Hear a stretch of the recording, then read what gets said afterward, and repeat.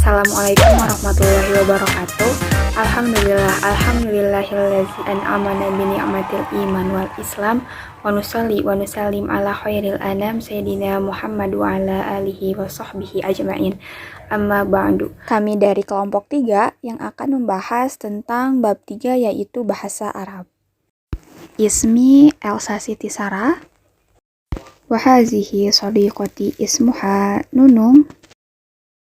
Selanjutnya ada daftar isi. Yang pertama yaitu pendahuluan, yang kedua ihwal bahasa Arab, dan yang ketiga keistimewaan dan karakteristik bahasa Arab. Selanjutnya ke bahasa Arab dalam kehidupan muslim. Kemudian ada urgensi dan hukum mempelajari bahasa Arab.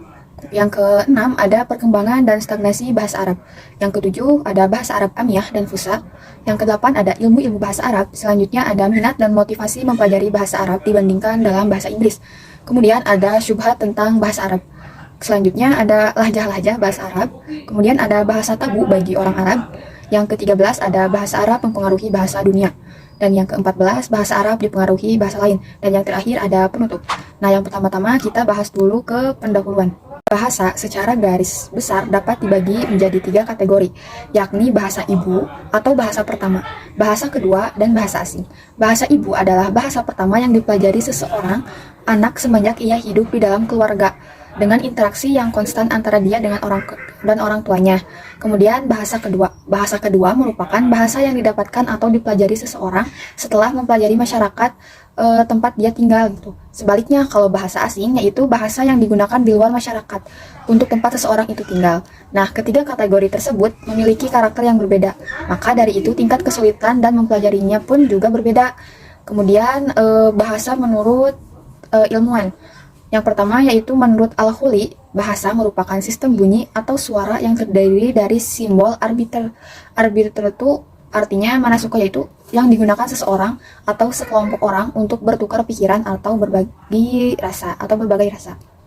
Bahasa termasuk kebutuhan manusia yang sangat penting dan sangat mendasar, sebab bahasa yaitu sarana untuk mengkomunikasikan ide, gagasan, dan pemikiran orang. Sedangkan arti Arabnya itu sendiri dalam bahasa adalah gurun Sahara atau tanah tandus yang tidak ada air di dalamnya dan pepohonan tumbuh di atasnya. Kemudian arti bahasa adalah media yang digunakan untuk orang berkomunikasi satu sama lain.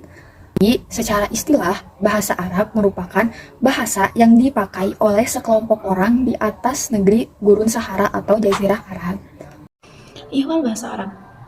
Bahasa Arab adalah bahasa yang penting dalam agama Islam dan menjadi bahasa yang digunakan untuk kitab suci umat Islam, yaitu Al-Quran. Nah, berikut adalah beberapa materi tentang ihwal bahasa Arab. Yang pertama, ada alfabet bahasa Arab.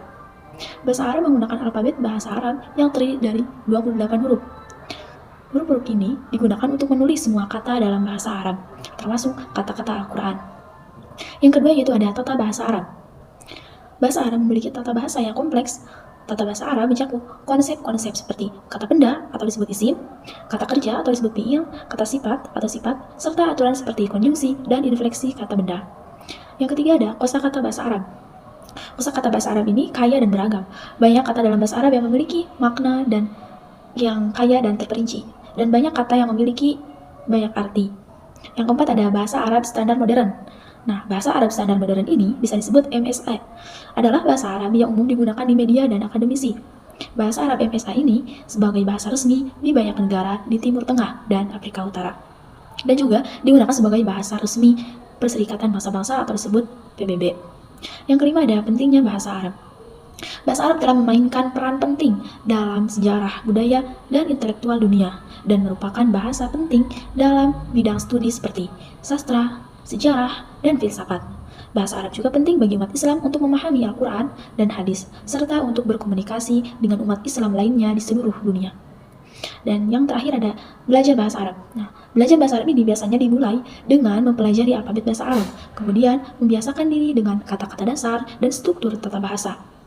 Kemudian dapat belajar membaca, menulis dalam bahasa Arab, serta mempelajari kosakata yang lebih maju dan aturan tata bahasa yang lebih kompleks. Selanjutnya ke poin C, yaitu keistimewaan dan karakteristik bahasa Arab. Bahasa Arab adalah bahasa yang memiliki banyak keistimewaan. Salah satu keistimewaan tersebut adalah lughatul Al-Quran, yaitu bahasa Al-Quran. Al-Quran adalah wahyu Allah Subhanahu wa Ta'ala yang diturunkan kepada Nabi Muhammad SAW melalui perantara malaikat Jibril. Al-Quran juga merupakan kitab suci yang wajib diketahui oleh seluruh umat manusia, bahkan jin sekalipun. Pada ayat tersebut menjelaskan bahwa Allah telah menurunkan Al-Quran dalam bahasa Arab agar manusia dapat merenungkan dan memikirkan isi serta makna yang terkandung di dalamnya. Selanjutnya ada karakteristik bahasa Arab. Yang pertama yaitu bahasa Arab berbeda dengan bahasa Indonesia. Mengapa? Karena dalam bahasa Arab ada pembeda antara mu'annas dan muzakkar, terus ada pembeda antara tunggal, mufrad, dan ada ganda, musanna, dan jama'. Sedangkan dalam bahasa Indonesia tidak ditentukan dalam struktur kalimat, tapi bagi bahasa Arab tentunya ada. Kemudian ada struktur naratif bahasa Arab, yaitu yang tidak membutuhkan kata tengah untuk menggambarkan hubungan antara subjek dan predikat. Orang Arab selalu berpendapat bahwa keberadaan gagasan di dalam pikiran lebih penting dan benar daripada di dunia nyata. Kemudian dibandingkan dengan i'rab yang mengisyaratkan adanya akhiran kata dalam hal-hal tertentu, baik rofa, nasab, jazm, dan jar yang terdapat pada isim atau kata benda maupun fi'il atau kata kerja. Selanjutnya ada bahasa Arab dalam kehidupan muslim. Bahasa Arab tentu bukan bahasa asing bagi umat Islam. Banyak muslim yang belajar bahasa Arab dari mulai prasekolah hingga lembaga pendidikan tinggi lainnya. Nah, secara umum, tujuan belajar bahasa Arab ini adalah untuk memahami Al-Quran dan hadis. Karena untuk memahami keduanya, perlu dimengerti bahasa Arab. Selanjutnya, untuk menyikapi nikmatnya ibadah juga, seseorang harus mengetahui makna yang terkandung dalam bacaan-bacaan ibadah tersebut. Nah, bahasa ini secara resmi dituturkan oleh sekitar 20 negara. Secara historis, hal ini dapat dibuktikan dengan karya-karya luar biasa para sarjana di berbagai bidang. Contohnya, dalam bidang tafsir, hadis, fikih, akidah, dan bidang ilmu keislaman lainnya ditulis dengan menggunakan bahasa Arab. Karena asal-muasalnya ajaran Islam dan ilmu keislaman ditulis dalam bahasa Arab, maka sangat penting bagi umat Islam, khususnya para ilmuwan atau cendekiawan Islam, untuk mempelajari, memahami, dan fasih berbahasa Arab dalam pengembangan pendidikan Islam. Selanjutnya ke poin E, yaitu urgensi dan hukum mempelajari bahasa Arab. Yang pertama, urgensi bahasa Arab. Apa sih pentingnya belajar bahasa Arab? Mengapa penting? Karena sumber asli ajaran Islam yaitu Al-Quran dan hadis. Ilmu-ilmu keislaman juga berbahasa Arab. Maka sangat penting bagi umat Islam, khususnya pada kalangan ilmuwannya untuk mempelajarinya dan memahami dan menguasai bahasa Arab. Jika tidak, maka akan sulit bagi kita mengkaji Islam dan dari sumber aslinya. Maka dari itu, pembelajaran bahasa Arab sangatlah penting. Mengapa? Karena bahwa sumber asli ajaran Islam itu kan Al-Quran dan hadis. Nah, sedangkan Al-Quran dan hadis itu ditulisnya dalam bahasa Arab. Makanya kita sangat penting untuk bisa belajar bahasa Arab, karena agar mengerti apa isi Al-Quran sama hadis. Kemudian kitab-kitab karya ulama besar yang mempengaruhi alur pemikiran umat Islam, terutama di bidang tafsir, hadis, fikih, akidah, tasawuf, itu pun ditulis dalam bahasa Arab juga gitu. Kemudian ada jika kajian ilmu keislaman akan lebih berbobot jika ngambil rujukannya dalam bahasa Arab gitu. Nah, jadi si kajian keislamannya itu semakin berbobot dan semakin berkualitas jika kita mengambil referensi dari bahasa Arab. Yang kedua yaitu hukum mempelajari bahasa Arab. Syekhul Islam Ibnu Taimiyah berkata, sesungguhnya bahasa Arab itu adalah bagian dari agama Islam dan hukum mempelajarinya adalah wajib. Kenapa? Karena memahami Al-Quran dan As-Sunnah adalah wajib mutlak dan keduanya tidak dapat dipahami kecuali dengan memakai bahasa Arab. Ibnu Taimiyah itu mengatakan bahwa hukum belajar bahasa Arab itu wajib. Mengapa? Karena kan Al-Quran dan As-Sunnah itu tidak akan bisa dipahami, maksudnya tidak dapat dipahami kecuali kita yang bisa bahasa Arab, kecuali dengan memahami bahasa Arab yang tadi disebutkan di urgensi. Kemudian beliau pun mengatakan bahwa hukum belajar bahasa Arab bagi individu yaitu wajib ain dan wajib kifayah bagi bersama, merujuk pada hukum tersebut belajar bahasa Arab sebagaimana dijelaskan dalam firman Allah yaitu Quran Surat At-Taubah ayat 122. Yang artinya, dan tidak sepatutnya orang-orang mukmin itu semuanya pergi ke medan perang. Mengapa? Sebagian dari setiap golongan di antara mereka tidak pergi karena untuk memperdalam pengetahuan agama mereka dan untuk memberi peringatan kepada kaumnya apabila mereka telah kembali agar mereka dapat menjaga dirinya. Maka dari itu, mempelajari bahasa Arab sangat penting karena Al-Quran dan As-Sunnah itu berbahasa Arab. Tujuannya untuk memperdalam dan menghayati nilai yang dikandungnya, serta penerapannya dalam segala bidang kehidupan. Demikian pula bahasa Arab merupakan simbol kebesaran Islam.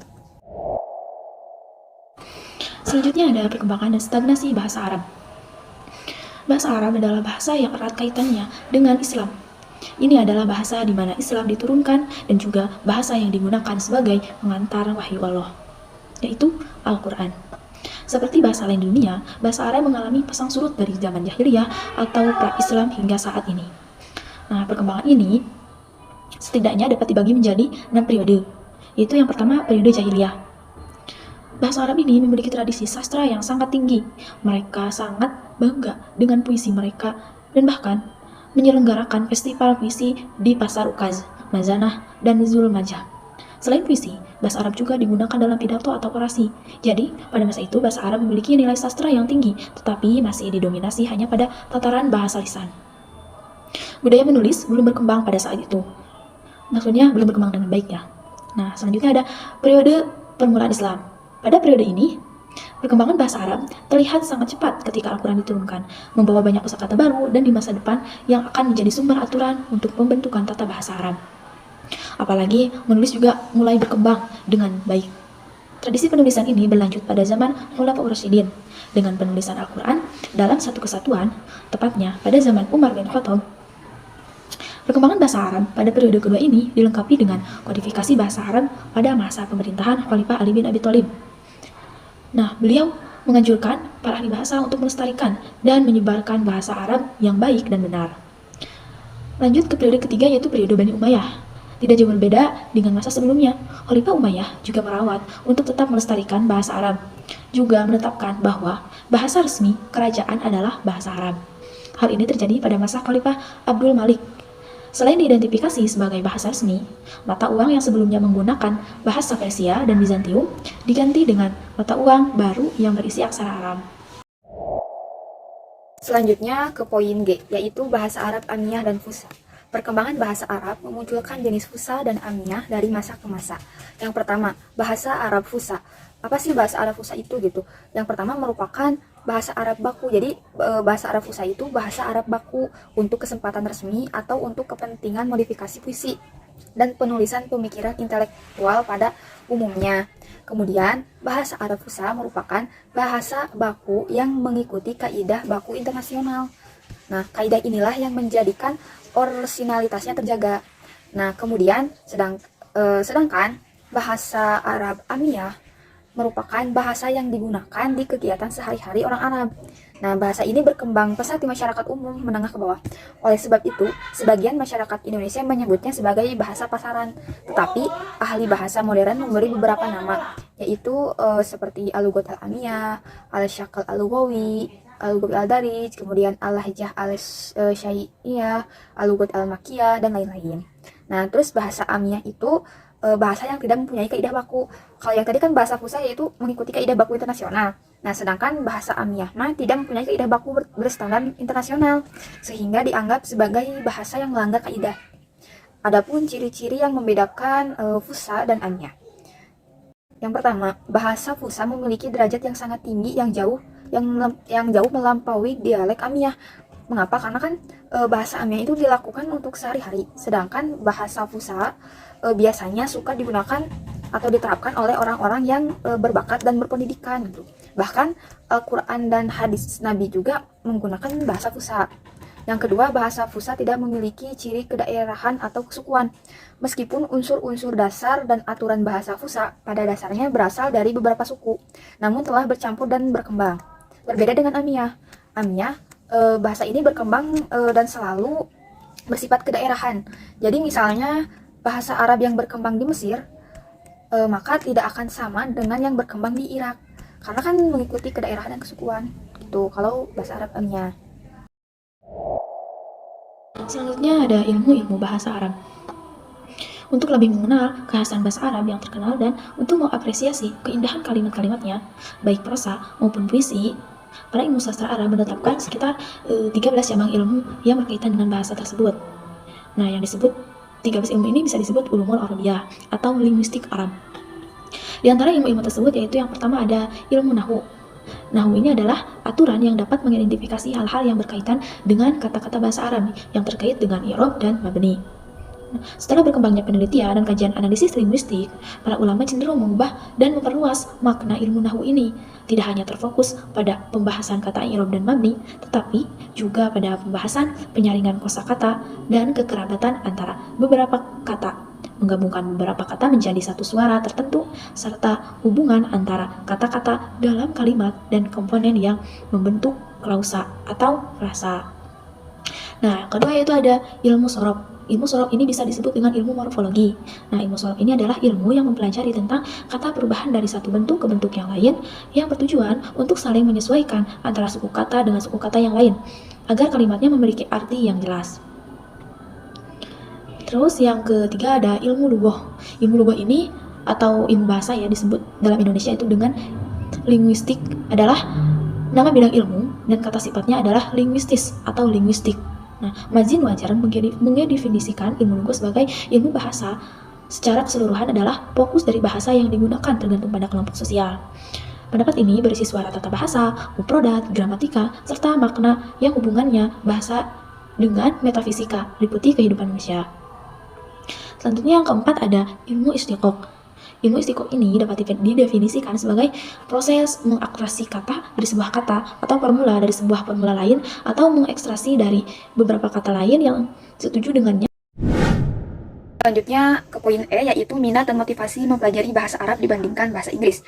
Nah, Imam Syafi'i berkata, manusia tidak akan menjadi jahil atau bodoh dan selalu bertentangan kecuali mereka meninggalkan bahasa Arab dan lebih memilih konsep Aristoteles. Konsep Aristoteles itu yaitu, jadi Aristoteles merupakan salah satu filsuf yang menganut pandangan hukum alam. Ia menjadikan akal sebagai alat penentu keadilan yang bersifat mutlak. Ia membagi hukum menjadi dua, yaitu hukum yang ditetapkan oleh kekuasaan negara dan hukum yang tidak subjektif dalam penilaian kebaikan maupun keburukan. Kita kembali lagi ke Imam Syafi'i yang tadi, manusia itu tidak akan menjadi bodoh dan selalu bertentangan kecuali karena mereka meninggalkan bahasa Arab dan lebih memilih konsep Aristoteles. Nah, karena ahlul kalam tidak mau meyakini ayat-ayat tentang sifat Allah dengan kaidah bahasa Arab, namun malah memaknainya dengan filsafat Aristoteles sehingga terjerumus dalam ta'til, tahrif, dan takwil. Maka demikian ungkapan Imam Syafi'i kepada umat agar kita tidak membuang bahasa kebanggaan Islam gitu. Seandainya Imam Syafi'i melihat kondisi masyarakat saat ini terkait bahasa Arab, tentu kekhawatirannya akan bertambah terkait bahasa Arab. Selanjutnya, bahasa Arab itu kan bukan hal yang asing ya bagi umat Islam, karena kan umat Muslim itu sehari-hari menggunakan bahasa Arab, seperti dalam halnya ibadah. Karena kan ibadah umat Muslim itu menggunakan bahasa Arab, maka sangat penting gitu, sangat urgen bagi umat Muslim untuk mempelajari bahasa Arab, karena kan bahasa Arab itu adalah bahasa ibadah kita, biar kita itu jadi ngerti gitu, kita yang diucapkan waktu ibadah apa aja gitu, jadi kita untuk jadi paham gitu. Terus kaum muslimin juga banyak yang mempelajari bahasa Arab hingga pendidikan tinggi. Secara umum tujuan belajar bahasa Arab yaitu untuk memahami Al-Quran dan hadis itu secara umumnya. Nah, untuk menyikapi nikmatnya ibadah, kita perlu gitu untuk belajar bahasa Arab. Selain dalam ibadah juga, sumber-sumber asli ajaran Islam itu ditulisnya dalam bahasa Arab. Maka sangat penting sekali bagi umat Islam, khususnya para cendekiawan dan cendekiawan Islam, untuk mempelajari dan memahami, menguasai bahasa Arab. Jadi, untuk menambah minat dan motivasi kita belajar bahasa Arab, kita mikirnya bahasa Arab itu kan umat Islam itu patokannya Al-Quran dan hadis, sedangkan Al-Quran dan hadis itu kan berbahasa Arab. Maka sewajarnya dan seperlunya kita harus bisa berbahasa Arab. Mengapa? Karena untuk kita menambah belajar Al-Quran dan hadis gitu, dan ajaran-ajaran Islam pun kan berbahasa Arab, maka kita sangat penting, sangat butuh gitu untuk bisa belajar bahasa Arab. Mengapa? Karena seperti itu, karena Al-Quran dan hadis pun dan kajian-kajian Islam dan ajaran-ajaran Islam pun ditulis dalam bahasa Arab. Nah, jika disuruh memilih gitu untuk belajar bahasa Arab dengan bahasa Inggris atau dengan bahasa apapun, terutama khususnya bahasa Inggris ya, jika disuruh memilih untuk belajar bahasa Arab dan bahasa Inggris, menurut saya kedua-duanya pun lebih penting gitu.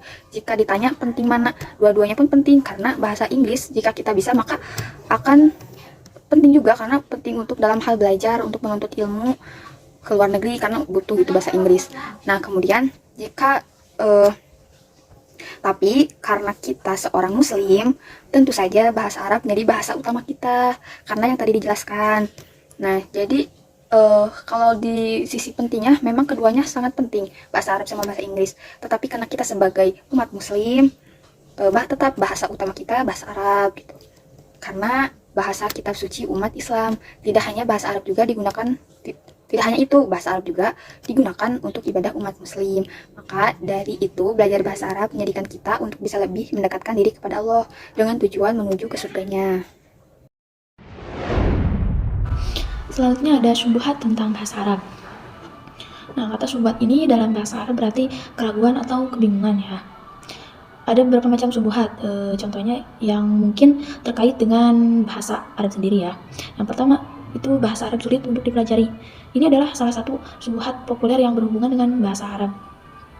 Nah, memang benar bahwa bahasa Arab ini memiliki tata bahasa dan kosakata yang kompleks, yang berbeda dari bahasa lainnya. Namun, dengan belajar secara rutin dan efektif, siapapun bisa belajar bahasa Arab ini. Nah, yang kedua yaitu bahasa Arab hanya berguna untuk memahami Al-Quran. Itu adalah syubhat yang keliru mungkin ya. Bahasa Arab ini adalah bahasa yang penting dalam sejarah dan budaya, dan digunakan di berbagai bidang seperti sastra, sejarah, dan filsafat, serta yang lainnya ya. Selain itu, bahasa Arab juga merupakan bahasa yang umum digunakan di sebagian besar negara di Timur Tengah dan di Afrika ya. Yang ketiga itu semua orang bisa berbicara bahasa Arab dengan baik.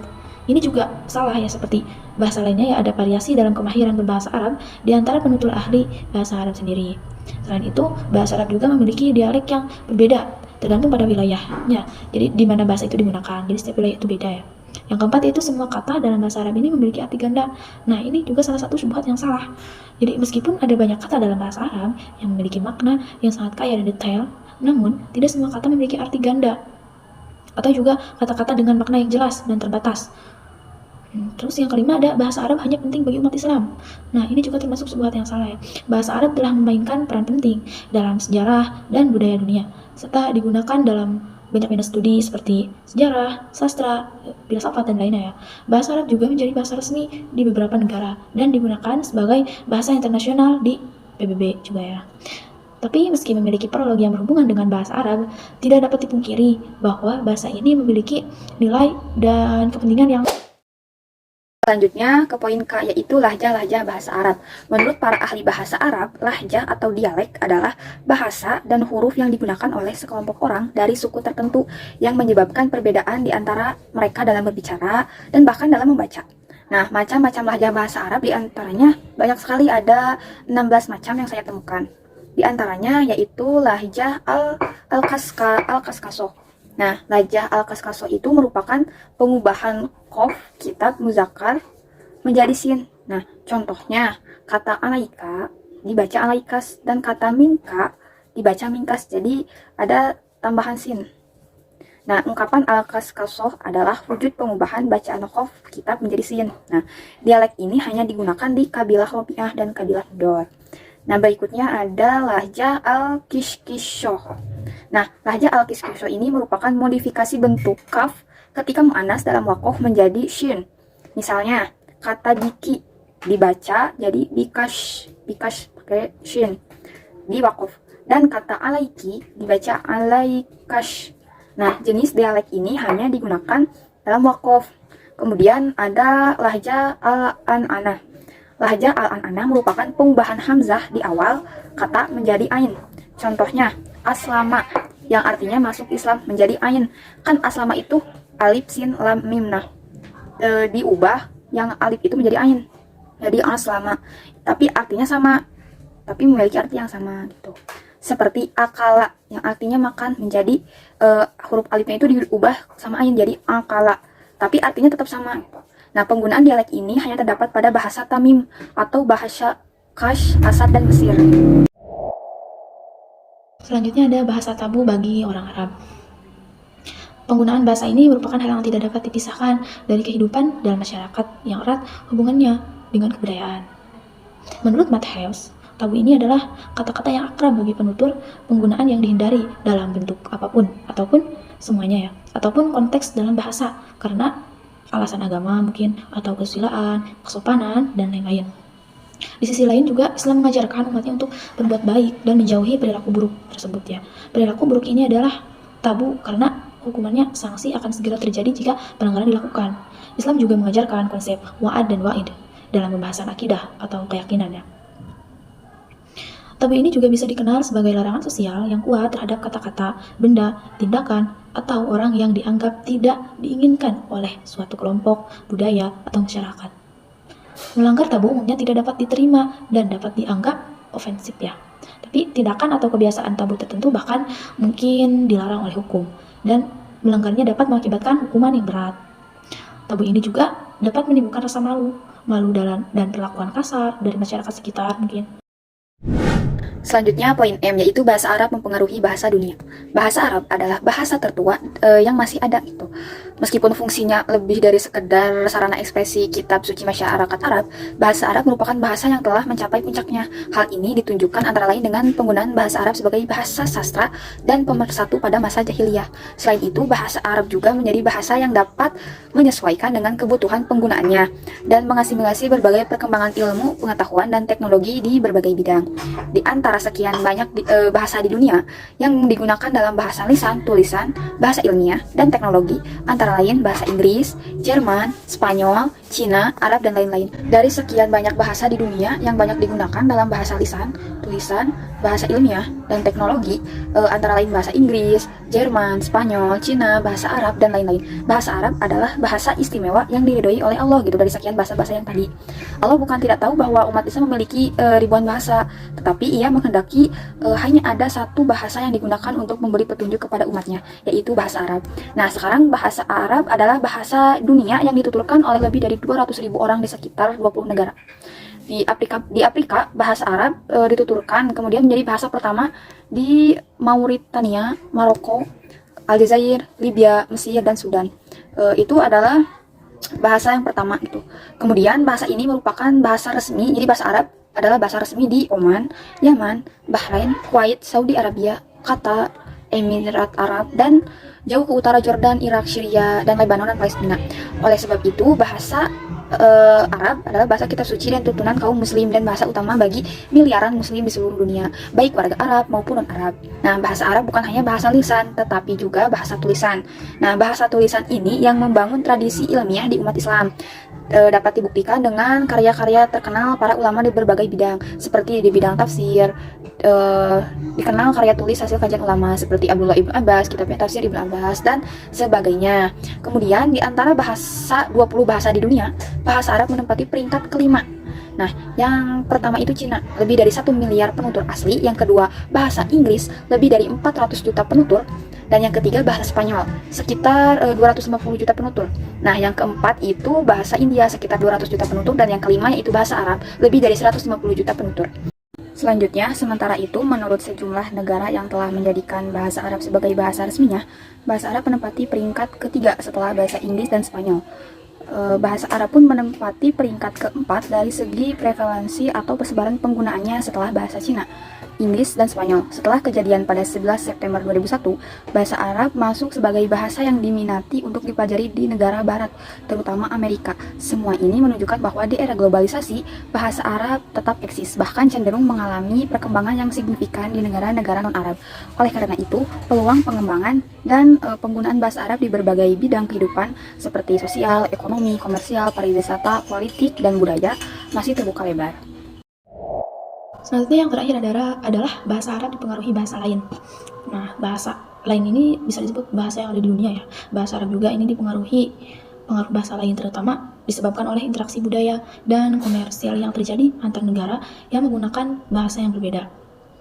Mungkin ini adalah beberapa bahasa yang telah mempengaruhi bahasa Arab. Yang pertama ada bahasa Aram. Bahasa Aram ini adalah bahasa yang digunakan di Timur Tengah sebelum kedatangan Islam. Pengaruh bahasa Aram ini pada bahasa Arab dapat dilihat pada banyak kata bahasa Arab yang berasal dari bahasa Aram tersebut. Yang kedua ada bahasa Persia. Persia ini memiliki pengaruh yang signifikan terhadap bahasa Arab sendiri, terutama di bidang sastra dan sains. Banyak istilah-istilah di bidang sains, matematika, dan astronomi telah digunakan dari bahasa Persia. Selanjutnya ada Turki, bahasa Turki ya. Bahasa Turki ini memiliki pengaruh pada bahasa Arab dalam hal kosakata dan tata bahasa.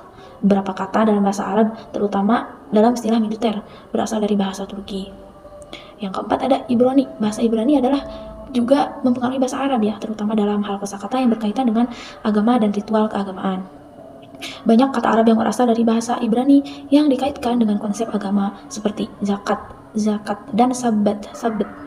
Nah, yang keempat ada bahasa Inggris. Bahasa Inggris juga mempengaruhi bahasa Arab, khususnya di bidang teknologi dan bisnis. Banyak kata dalam bahasa Arab yang berasal dari bahasa Inggris, contohnya seperti komputer dan restoran. Namun meskipun bahasa Arab telah dipengaruhi oleh bahasa lain, ia mempertahankan karakteristik dan tetap menjadi bahasa penting dalam sejarah, budaya, dan kehidupan modern ini. Oleh karena itu, penting bagi kita untuk mempelajari dan memahami bahasa Arab secara komprehensif, termasuk pengaruh bahasa lain terhadap bahasa Arab itu sendiri. Jadi dari banyaknya bahasa-bahasa yang tadi disebutkan, mungkin kebanyakan dalam hal kosakata yang dapat mempengaruhi bahasa Arab tersebut. Kemudian yang terakhir penutup. Dapat disimpulkan bahwa bahasa termasuk kebutuhan manusia yang sangat penting dan sangat mendasar, sebab bahasa yaitu sarana untuk mengkomunikasikan ide, gagasan, dan pemikiran orang. Salah satunya adalah bahasa Arab, yakni bahasa asing yang saat ini dipelajari oleh banyak orang untuk dipelajari. Kemudian urgensi bahasa Arab itu sangat penting bagi umat Islam. Mengapa? Karena Al-Quran dan hadis pun ditulis dalam bahasa Arab, serta ilmu-ilmu kajian Islam ditulis dalam bahasa Arab. Maka sangat penting dan sangat urgen untuk umat muslim mempelajari bahasa Arab. Alhamdulillahirrabbilalamin, presentasi kali ini telah berakhir. Kita ucapkan alhamdulillahirrabbilalamin. Subhanakallahumma wa bihamdika asyhadu an la ilaha illa anta astaghfiruka wa atubu ilaik. Wallahumma muwaffiq ila wa qomit thoriq. Wassalamualaikum warahmatullahi wabarakatuh.